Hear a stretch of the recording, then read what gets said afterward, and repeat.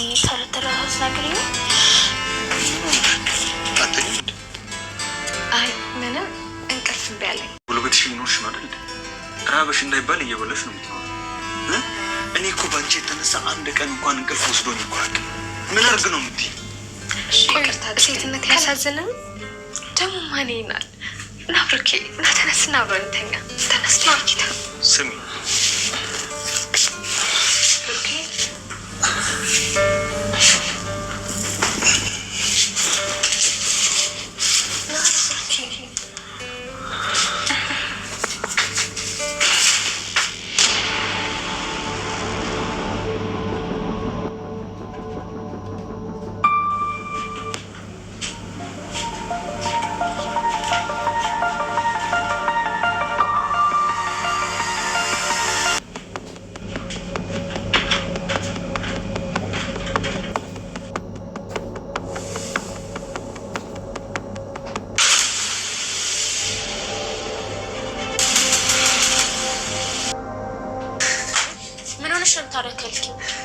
ቅድስትዬ እማዬ አባዬን እንጂ ዛሬች ምን ጀምረሽ ነው? አዎ ቅድስትዬ ታከብረኛለህ ወይ?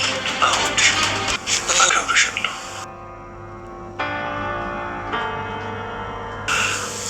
አንቺስ? እኔም አከብራለሁ። ይሄ ሁሉ እወዳለሁ ላለ ማለት ነው። ከሁሉም እኮ ክብር ስለሚበልጥ ነው። ቅድስት እኔ አከብርሻለሁ፣ እወድሻለሁ። ለልጄ ጥሩ እናት ነው የምሽላት።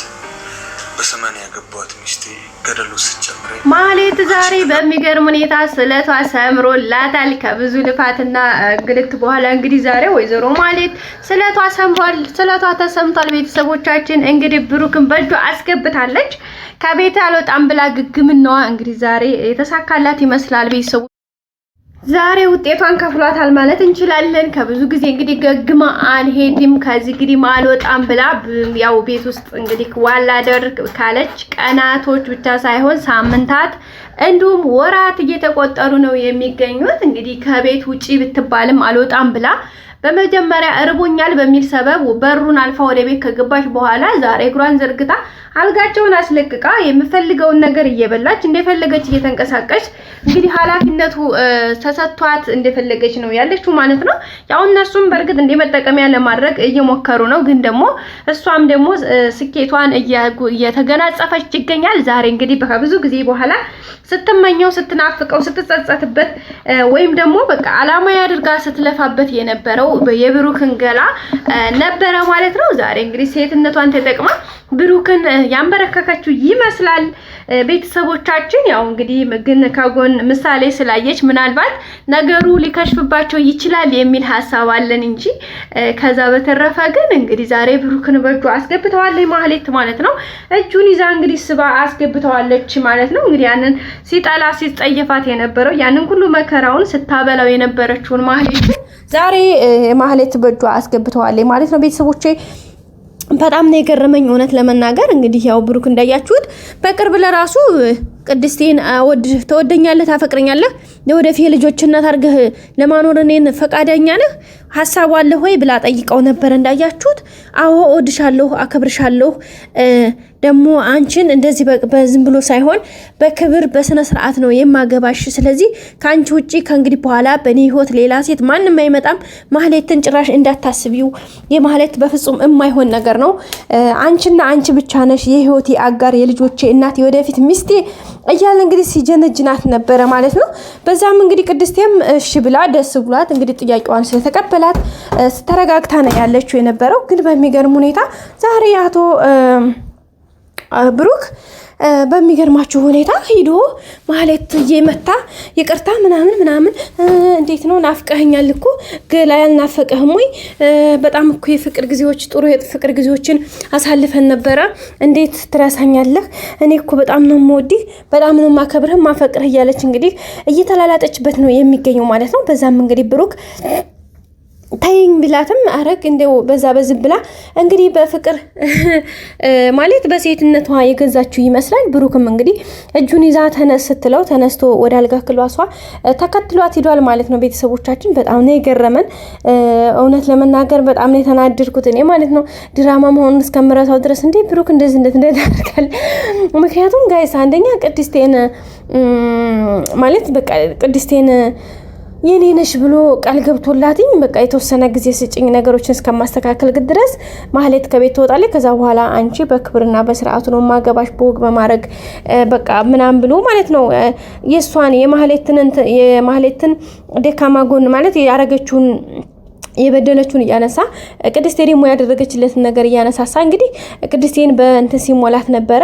እሷም እሺ ኦኬ ብላ ተቀብላ በጣም ደስ ብሏት ለወደፊት ችግር የለም እስከምትፈልግ ድረስ እታገሳለሁኝ ምንም ችግር የለውም ብላ ነበር ማለት ነው። እሱም እንግዲህ በወግ በማድረግ ነው የማገባሽ ማህሌትን በፍጹም እንዳታስቢ ብሎ ነበር። ዛሬ ወይዘሮ ማህሌት እናቴ በሌሊት ልብስ መታ ብሩኬ የኔ ሸበላ የኔ ቆንጆ ባሳለፍናቸው ጊዜዎች በቃ አንተ ወጣት ነህ እኮ ምንድነው ይሄን ያክል ስሜት እንደዚህ የምትገታው? ገና እኮ አንተ ብዙ ነገር ይጠበቅብሃል። ስለዚህ ከኔ ጋር መምጣት አለብህ። ለምንድን ነው ነገ ጧት እኮ ሌላ ቀን ነው። በዛ ላይ ደግሞ እኔ 80 ሚስት ነበርኩኝ። ኃጢያትም አይሆንብህም።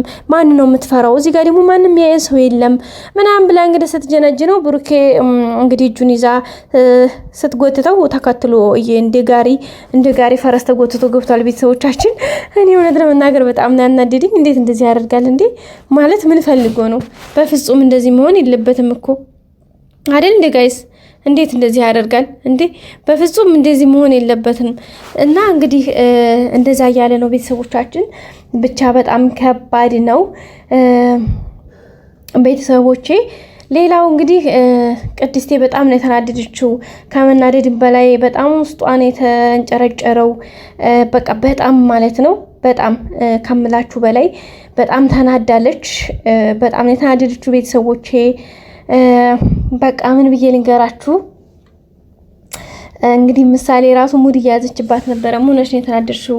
ምን ሆነሽ ነው እያለቻት ነበር ማለት ነው። ሌላው መድብልና ምሳሌ እንግዲህ ሲጫወቱ ነበረ ማለት ወሬ ሲያወሩ ነበረ። በጣም ይድንግ ማለት እያዝናኑን ነበረ።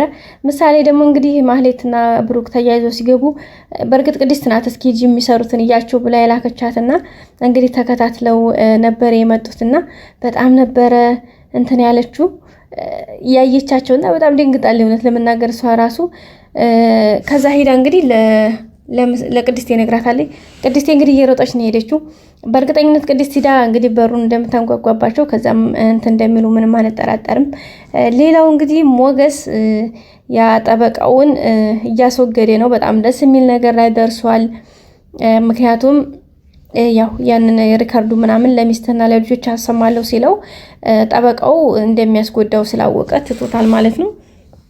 እና እሱን ከቆመለት ነገሮችን ለማስተካከል ደፋ ቀና እያለ ነው። ሌላው ደግሞ እንግዲህ መድብል ደግሞ እንድትከሰው አድርገዋል ማለት ነው። ሉላ እንድትከስ ዝናን። ከዛ ሉላ ክስ ስትመሰረትበት ደግሞ በክስ ላይ ክስ ሲነባበር እንግዲህ ሰውየውን ያው ወንጀለኛ ለማድረግ ትንሽ ከፍተኛ እንትን አለው በማለት እነ መድብል ሊከሱት ነው ማለት ነው። ያው ሞገስ የሚባል እንደሆነ ሳይታወቅ ማለት ነው። ሶ በአጠቃላይ እንግዲህ ሉላ ዝና ልትከስ ነው። እነዚህና ደግሞ ያኛው ሰውየው አይታችሁት ሆነ ካሌ ሞሳ የሚባለው በጣም ፈርቻለሁኝ፣ እነዚህ ሰዎች አደገኞች ናቸው እያለው ነበረ። ማህሌት እየሰራች ነው፣ ምንም ችግር የለም እያለ ነበረ። ማህሌትም እንግዲህ ልትመሰክር እዚህ ቤት የሰነበተችው እንግዲህ ምስክር እንትልትል ከዛም ልትናገር ነው ያለውን ነገር።